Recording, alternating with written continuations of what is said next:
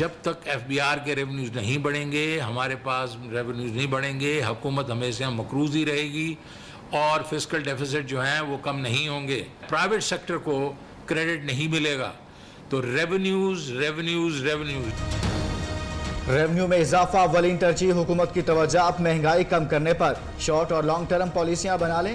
وزیر خزانہ شوکت ترین کا عام آدمی کے لیے روزگار سکیمز لانے کا اعلان، کہا 3.9% گروتھ ریٹ کو لوگوں نے متنازع بنا دیا، کرنٹ اکاؤنٹ خسارہ پورا کرنے کے لیے IMF جانا پڑا، عالمی مالیاتی ادارے نے اس بار پاکستان کے ساتھ سخت رویہ اپنایا۔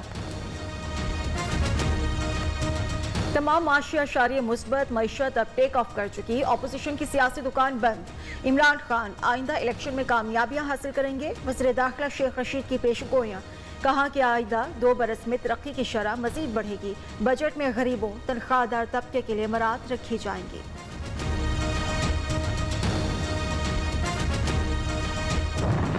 ہم نے اپنے 5 سالوں میں قیمتیں کم رکھ کر اور معیشت کو تھوڑا سا چلا کر ہم نے 2 کروڑ لوگوں کو اس مفلسی سے، اس غربت سے نکالا۔ وہ 2 کروڑ لوگ جو ہم نے نکالے تھے وہ واپس آج عمران خان نے خط غربت کے نیچے دھکیل دیے ہیں۔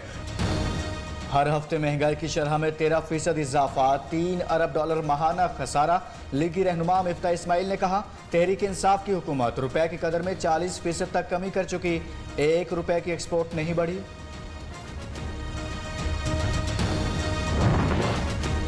نیازی صاحب نے معیشت کا بیڑا غرق کر دیا، ملک تباہی کی جانب گامزن، چیئرمین پیپلز پارٹی بلاول بھٹو نے کہا عمران خان کو نہ روکا گیا تو معاشی آگ دہائیوں تک نہ بجھ سکے گی، مہنگائی کرنے والے مافیا کے سرپرست کو عوام کبھی معاف نہیں کریں گے۔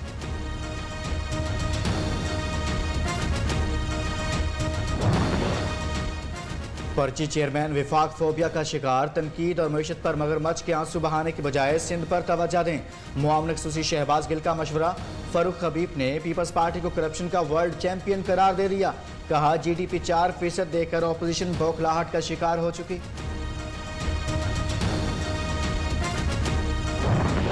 یہ وقت احتیاط کا ہے اور آپ اس طریقے کا کوئی سگنل نہ دیں کہ ہم فلانے دن سے فلانا کھول رہے ہیں، فلانے دن سے فلانا کھول رہے ہیں۔ اس وقت جو سچویشن ہے اس میں کوئی ریلیکسیشن کی گنجائش نہیں ہے۔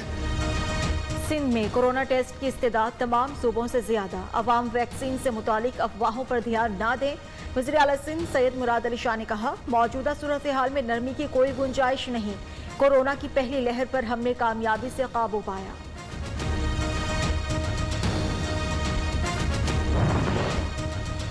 مراد علی شاہ سندھ میں کرپشن کے ڈیلر بن چکے، opposition leader Sindh assembly Haleem Adil Sheikh کا الزام، کہا کرپٹ وزیر اعلیٰ کو اب عہدے پر رہنے کا حق نہیں، سندھ حکومت نے دلی کے ٹھگوں کو بھی پیچھے چھوڑ دیا۔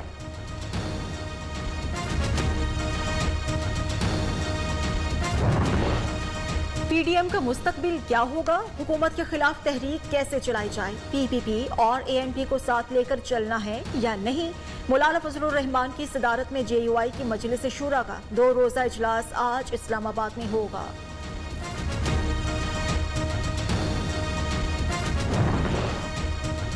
حکومت مدت پوری کرے گی، 2023 سے پہلے الیکشن نہیں ہوں گے، گورنر پنجاب چودھری سرور کا دعویٰ، کہا عمران خان عوام کے حقیقی لیڈر، مخالفین کے دباؤ میں نہیں آئیں گے، ملک کی ترقی و استحکام کے لیے تمام حکومتی ادارے ایک پیج پر ہیں۔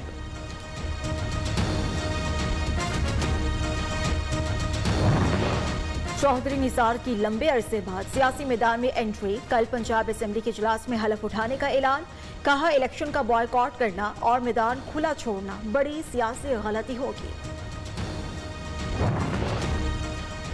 پنجاب حکومت کا state of the art international expo centre, employees social security workers welfare funds کو سمارٹ آرگنائزیشن بنانے کا فیصلہ، وزیر اعلیٰ عثمان بزدار نے کہا پنجاب کو زرعی اور صنعتی لحاظ سے ماڈل صوبہ بنائیں گے۔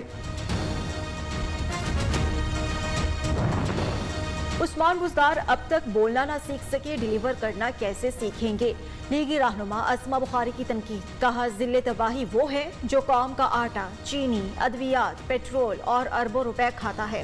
پنجاب میں مہنگائی، بے روزگاری اور غربت تاریخ کی بلند ترین سطح پر پہنچ چکی ہے۔ بھارتی کورونا وائرس کی پاکستان منتقلی کا خدشہ، واہگہ بارڈر پر بھارتی ہائی کمیشن کے سٹاف کی اہلیہ کا کورونا ٹیسٹ مثبت نکلا۔ امیگریشن حکام نے پاکستان میں انٹری دے دی، 14 روز کے لیے ہائی کمیشن کے آفس میں رکھنے کی ہدایت۔ پاکستان نے مقامی سطح پر کورونا ویکسین کامیابی سے تیار کر لی۔ ویکسین چینی ٹیم کی نگرانی میں پاکستانی ماہرین نے بنائی۔ قومی ادارے صحت میں تیار کی گئی ویکسین آئندہ ہفتے دستیاب ہوگی۔ ملک میں کورونا سے مزید 74 اموات، 3084 نئے کیسز رپورٹ، مثبت شرح 4.96% رہی۔ میری آپ سب سے ریکویسٹ ہے اور اس پروگرام کے وسادت سے کہ آپ اپنے بزرگوں کو ویکسین لگوا لیجئے۔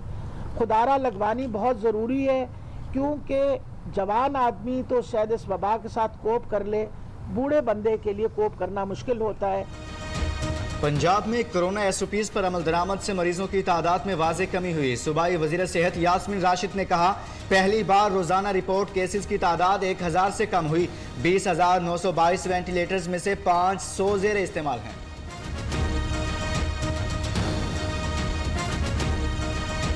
سی او سی کا کل سے ملک بھر میں سیاحتی مقامات کھولنے کا فیصلہ، سیر و تفریح کے لیے جانے والے افراد کا صحت مند ہونا لازمی قرار۔ ہوٹلز اور گیسٹ ہاؤسز میں آنے والوں کو کورونا رپورٹ منفی دکھانا ہوگی۔ 5% سے زائد کیسز والے شہروں میں سکولز نہ کھولنے کی ہدایت۔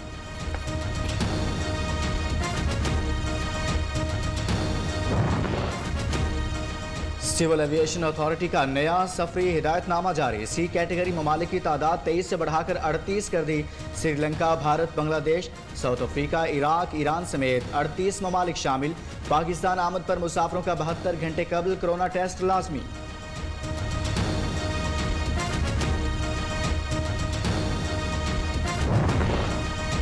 سعودی حکومت کا رواں سال دنیا بھر سے 60,000 عازمین حج کو اجازت دینے کا فیصلہ۔ 18 سال سے کم، 60 سے زائد عمر کے افراد حج کے لیے نہیں جا سکیں گے۔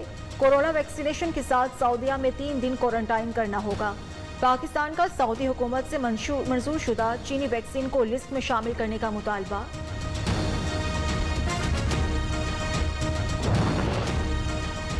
فلسطینیوں سے اظہار یکجہتی، جماعت اسلامی کے تحت شاہراہ فیصل پر فلسطین مارچ کے انعقاد کی تیاریاں مکمل۔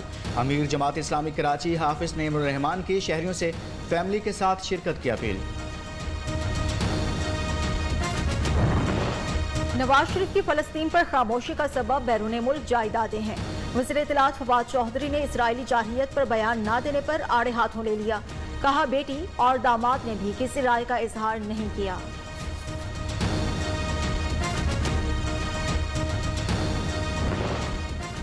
کراچی میں بادلوں کے ڈیرے، ٹھنڈی ہوائیں چل پڑی، گرمی اور لوڈ شیڈنگ کے ستائے شہریوں نے سکھ کا سانس لیا۔ لاہور کے مختلف علاقوں میں بوندا باندی سے موسم خوشگوار، خیبر پختونخوا اور آزاد کشمیر کے بیشتر علاقوں میں بادل برس پڑے۔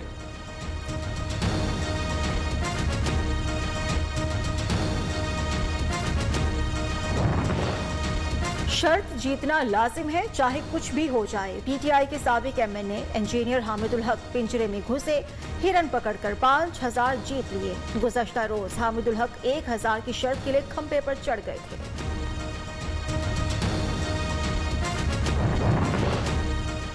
ٹویٹر صارفین بہت جلد اپنے اکاؤنٹس پر بلو ٹک کا حصول ممکن بنا سکیں گے۔ انتظامیہ کے مطابق بلو ٹک کے حصول کے لیے صارف کا اکاؤنٹ نمایاں، مستند اور متحرک ہونا ضروری ہے۔